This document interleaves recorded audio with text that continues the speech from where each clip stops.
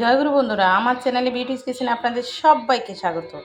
আজকে আমি আপনাদের দেখাবো পুঁটি মাছ দিয়ে ওলের ডাঁটার তরকারি।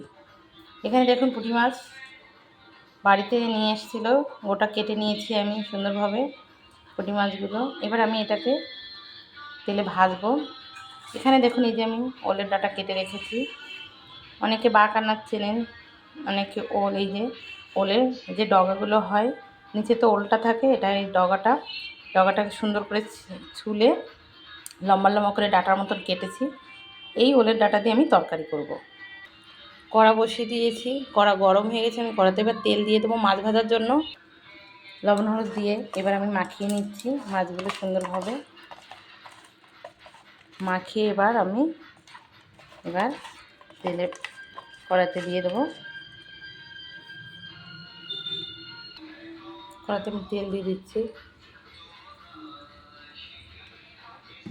মাছ ভাজার জন্য। তেলটাও গরম হয়ে গেছে, এতে কড়াটা খুব গরম হয়েছিল। আমি মাছগুলো দিয়ে দিচ্ছি সব।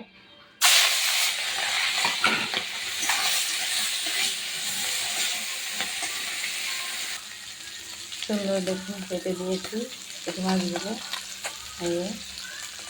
এবার সুন্দর করে পিঠে হলে উল্টিয়ে দেবো। এই দেখুন এক সুন্দর একদম লাল কড়া করে পুঁটি মাছটা ভেজেছি। এগুলো শুধু পুঁটি মাছ ভাজাও খেতে ভালো লাগে। দেখেছেন মাছ ভাজা হয়ে গেছে। এবার আমি মাছ ভাজা নামিয়ে নেব।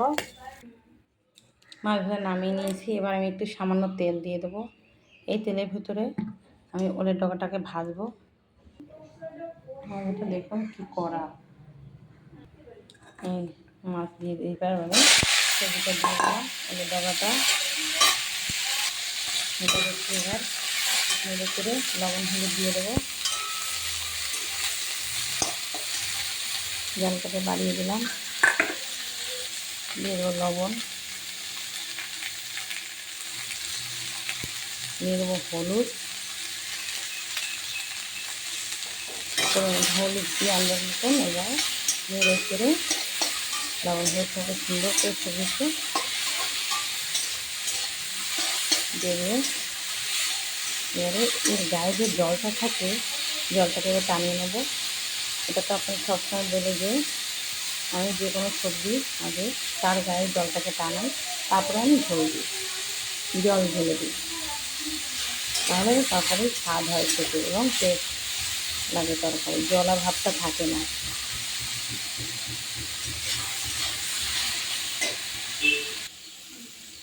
একটু জল অনেক টেনে হিসেবে আমি জল দিয়ে দেবো। জল দেওয়ার পরে আমি কাঁচা লঙ্কা চিড়ে একটু দিয়ে টক ফুটবে, আমি কাঁচা লঙ্কা চিড়ে দেবো। একটু ঢেকে দিতে হবে, ওলের ডগাটা একটু কচকচ করে ঢেকে দিলে তবেই সিদ্ধ হবে শাপলার মতো। আমি যে লঙ্কা চিড়ে রেখেছি লঙ্কা চিড়াটা দিয়ে দিচ্ছি। এবার নেড়ে ছেড়ে আমি একটু ঢেকে দেবো।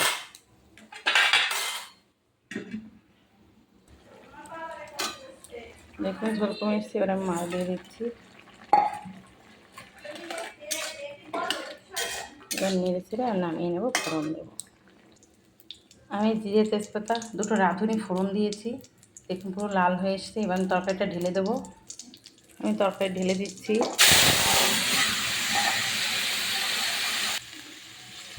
এবারে এই দেখুন এবার লবণটা চেখে একটু জাল হবে নামিয়ে নেব। দেখেছেন ওলের ডাঁটার তরকারি সেম শাপলার মতন এই তরকারিটা। এভাবে কিন্তু ওলের ডাঁটা এই সময় পাওয়া যায়, কিনে এনে এভাবে ছুলে সুন্দর সরু সরু করে কেটে পুঁটি মাছ দিয়েও চিংড়ি মাছ দিয়েও ইলিশ মাছ দিয়েও কিন্তু এই তরকারি খাওয়া যায় ওলের ডাঁটা দিয়ে। গলা চুলকাবে না। হ্যাঁ, গলা যে চুলকায় না সেটাও বলা ভুল, কিছু কিছু ওলের ডাঁটায় গলা চুলকায়।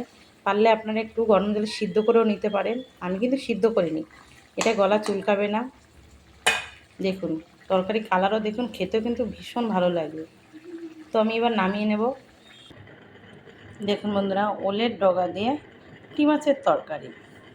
এভাবে কিন্তু অতি অবশ্যই ওলের ডাঁটা দিয়ে তরকারি করে খেয়ে আমাকে কিন্তু কমেন্ট করে জানাবেন খেতে কেমন লাগে। তো আমার এই রেসিপিটা যদি ভালো লেগে থাকে তাহলে please please please like share comment করতে কিন্তু ভুল করবেন না। আর সাবস্ক্রাইবটা করে দেবেন। জয় গুরু।